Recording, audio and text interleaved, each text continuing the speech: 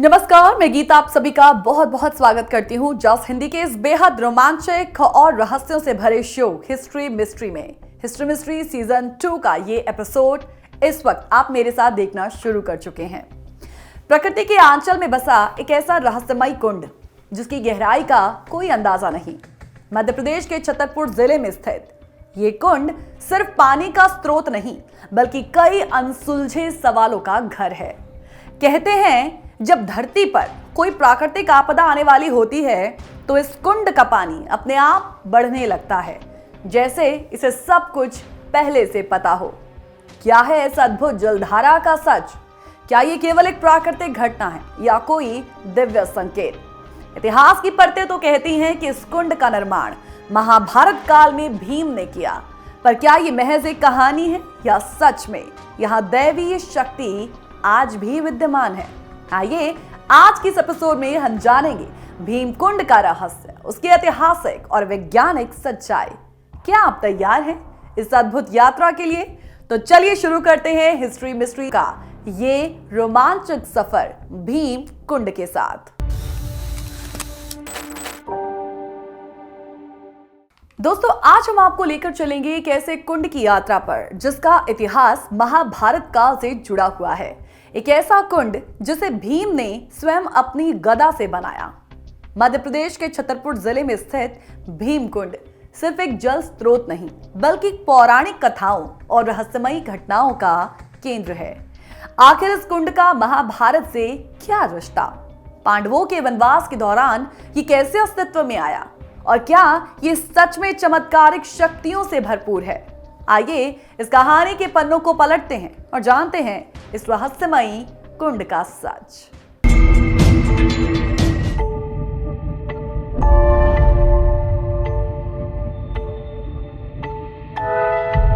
हमारे आज के रहस्य को जानने के लिए आपको 5000 वर्ष पीछे जाना होगा, जब महाभारत काल था।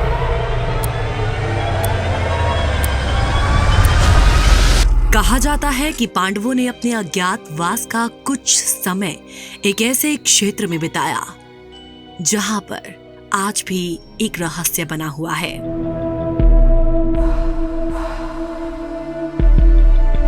जिस जगह उनके रहने के प्रमाण मिलते हैं वो छतरपुर जिले में भीमकुंड के नाम से जाना जाता है।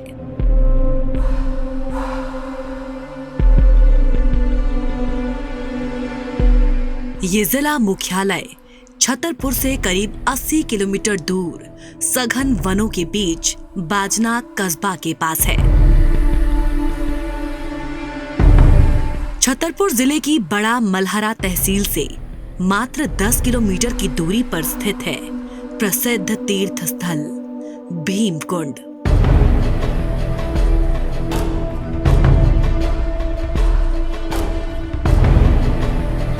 मध्य प्रदेश के बुंदेलखंड में स्थित ये स्थान प्राचीन काल से ही ऋषियों, मुनियों, तपस्वियों और साधकों की स्थली रही है। वर्तमान समय में ये स्थान धार्मिक पर्यटन और वैज्ञानिक शोध का केंद्र बना हुआ है। यहाँ स्थित जल कुंड भूवैज्ञानिकों के लिए भी कौतूहल का विषय है। दरअसल ये कुंड अपने भीतर अतल गहराइयों को समेटे हुए है।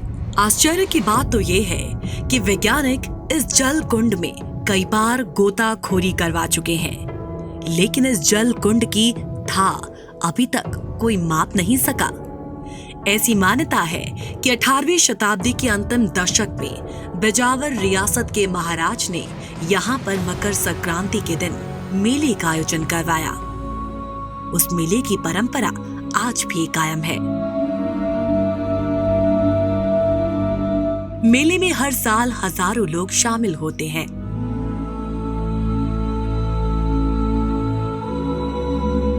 भीमकुंड एक गुफा में स्थित है। जब आप सीढ़ियों के अंदर कुंड की तरफ जाते हैं तो यहाँ पर कुंड के चारों तरफ पत्थर ही पत्थर दिखाई देते हैं। यहाँ लाइट भी कम होती है, लेकिन यहाँ का नजारा हर किसी का मन मोह लेता है।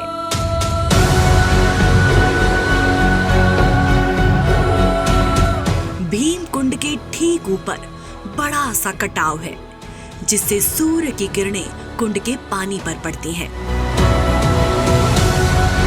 सूर्य की किरणों से इस जल में अनेक इंद्रधनुष उभर आते हैं। ये भी कहा जाता है कि इस कुंड में डूबने वाले व्यक्ति का मृत शरीर कभी ऊपर नहीं आता, जबकि आम तौर पर पानी में डूबने वाले व्यक्ति का शव एक समय पश्चात खुद ब खुद ऊपर आ जाता है। इस कुंड में डूबने वाला व्यक्ति सदा के लिए अदृश्य हो जाता है। भीमकुंड के प्रवेश द्वार तक जाने वाली सीढ़ियों के ऊपरी सिरे पर चतुर्भुज विष्णु और लक्ष्मी का विशाल मंदिर बना हुआ है। विष्णु लक्ष्मी जी के मंदिर के पास एक और प्राचीन मंदिर है। इसके ठीक उल्टी दिशा में एक लाइन में छोटे छोटे 3 मंदिर बने हुए हैं।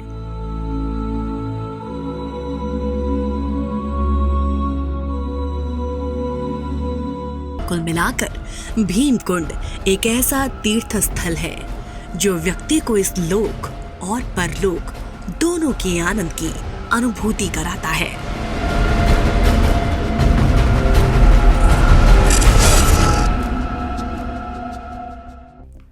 तो क्या आप मानते हैं कि ये कुंड केवल एक प्राकृतिक आश्चर्य है या फिर इसके पीछे कोई वाकई अलौकिक शक्ति है? अभी के लिए हम एक शॉर्ट ब्रेक के लिए रुकेंगे और बढ़ेंगे आगे इस भीम कुंड के दूसरे पहलुओं की ओर, इससे जुड़े रहस्यों की ओर।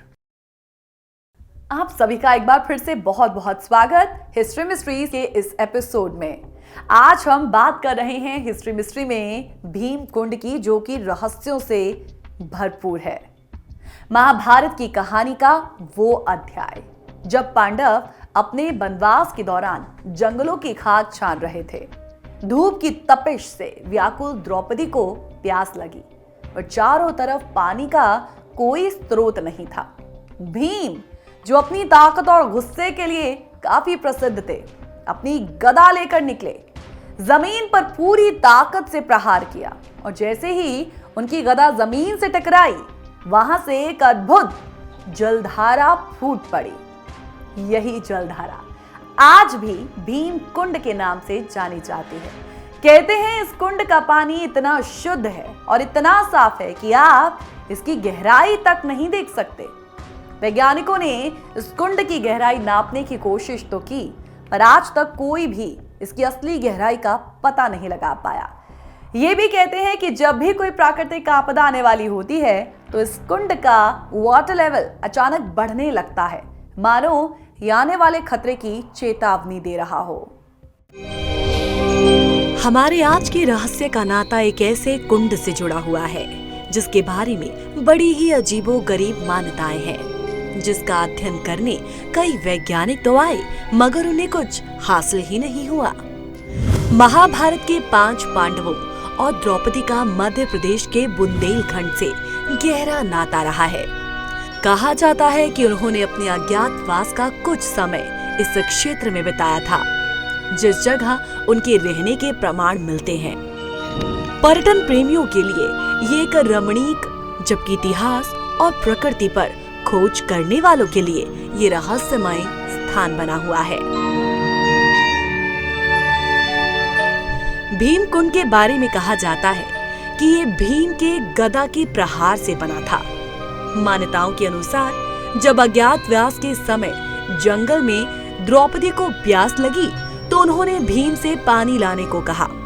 भीम ने वहां एक स्थान पर अपनी गदा से पूरी ताकत से प्रहार किया तो वहां पाताली कुंड निर्मित हुआ और अथाह जल राशि नजर आई, जिसके बाद से इसका नाम भीम कुंड हो गया।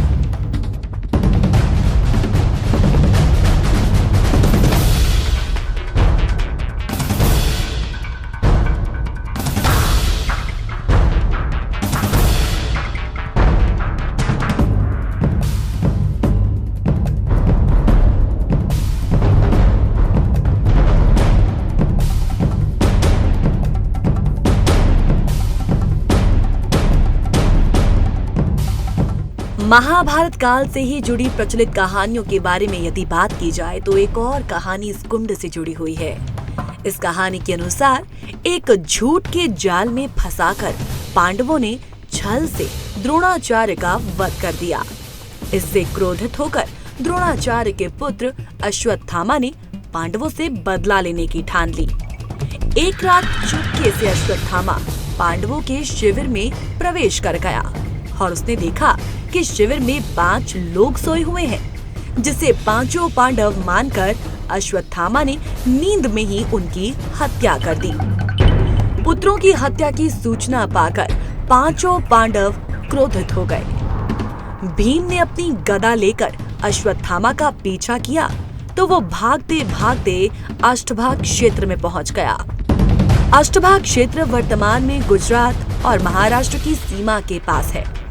और इसके बाद जब भीम ने प्रहार किया तब अश्वत्थामा पीछे हट गया, जिससे गदा भूमि से जा टकराई और गदा के प्रचंड प्रहार से एक ऐसा गड्ढा बन गया कि इसमें से पानी निकलकर बहने लगा और ये कुंड बन गया।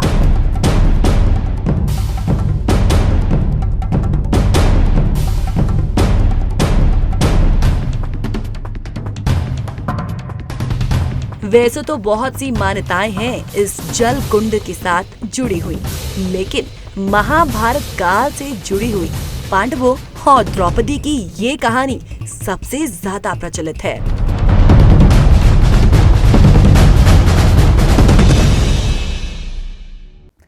आप देख सकते हैं ये कुंड आज भी उतना ही शांत, उतना ही रहस्यमय है जितना महाभारत काल में रहा होगा। सवाल यह है कि क्या ये महज एक पौराणिक कथा है या फिर इस कुंड के पीछे कोई वैज्ञानिक तथ्य भी छिपा है। इस कुंड का पानी क्यों है इतना शुद्ध, इसकी गहराई आज तक क्यों अनजानी है, और ये प्राकृतिक आपदाओं की भविष्यवाणी कैसे कर सकता है। इन सभी सवालों के जवाब हम इस एपिसोड में खोजने की कोशिश करेंगे, लेकिन पहले एक शॉर्ट ब्रेक के लिए रुकेंगे। कहीं मत जाइएगा, जुड़े रहें इस रोमांचक सफर के साथ। दोस्तों, सदियों से ये रहस्यमयी कुंड वैज्ञानिकों, खोजकर्ताओं और गोताखोरों के लिए एक चुनौती बना हुआ है।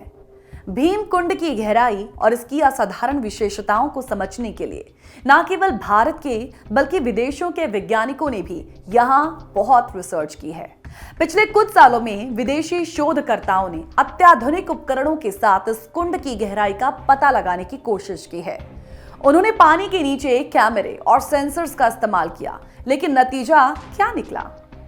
कुछ भी नहीं।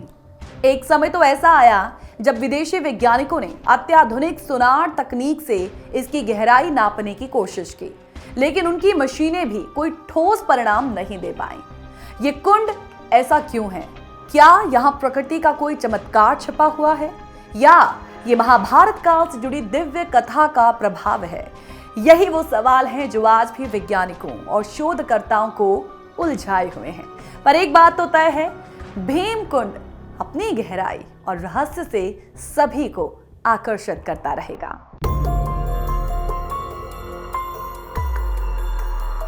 भीम कुंड का ये रहस्य सबसे गहरा है कि इसकी गहराई को आज तक कोई भी माप नहीं सका। कई लोगों ने कई तरह से इसकी गहराई नापने का प्रयास किया, पर असफल रहे। माना जाता है कि जहां कुंड है वो जमीन के अंदर से प्रवाहित प्रबल जल धारा के कारण बना है, पर इस बारे में आज तक कोई भूजल वैज्ञानिक पता नहीं कर सका कि आखिर ये जल धारा किस जल स्रोत से जुड़ी हुई है। दरअसल भीम कुंड तब चर्चाओं में आया था जब हिंद महासागर में विशाल सुनामी के दौरान इस कुंड में ऊंची लहरें उठने लगी थी। सुनामी के समय इसमें लहरें उठने के बाद डिस्कवरी चैनल की टीम इसका रहस्य जानने आई। उनके गोताखोरों ने कई बार इसके कुंड में गोते लगाए, पर वो ना तो इसकी गहराई माप सके और ना ये पता कर सके कि इसमें सुनामी के समय लहरें उठने का कारण क्या था। अलबत्ता उन्हें इसकी गहराई में कुछ विचित्र और लुप्तप्राय जलीय जीव जंतु देखने को जरूर मिले थे। कहा तो ये भी जाता है कि एक बार विदेशी वैज्ञानिकों ने कुंड की गहराई पता करने के लिए 200 मीटर पानी के अंदर तक कैमरा भेजा था, लेकिन फिर भी गहराई का कुछ पता नहीं चल सका। कुछ लोग भीमकुंड को निष्क्रिय ज्वालामुखी मानते हैं आज, क्योंकि ये पर्वतीय स्थल में गुफा के अंदर कठोर चट्टानों के बीच जल कुंड के रूप में है और कुंड की गहराई अथाह है, जिसकी कोई सीमा ही नहीं। अब तक कई भूवैज्ञानिकों ने गोताखोरों द्वारा इसकी गहराई का पता लगाने का असफल प्रयास किया है।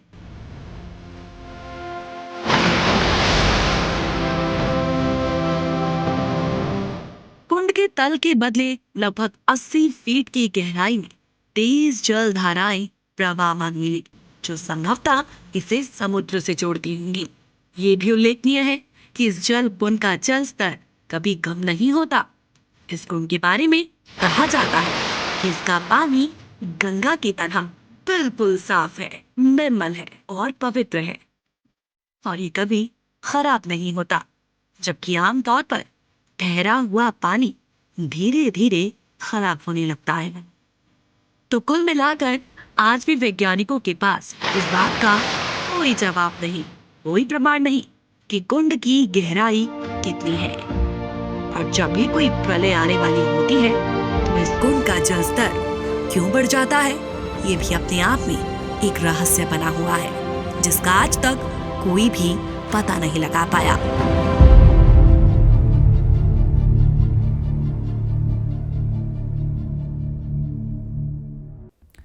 तो दोस्तों, आज हमने भीमकुंड के उस रहस्य पर रोशनी डाली जो सदियों से लोगों को चकित करता आया है।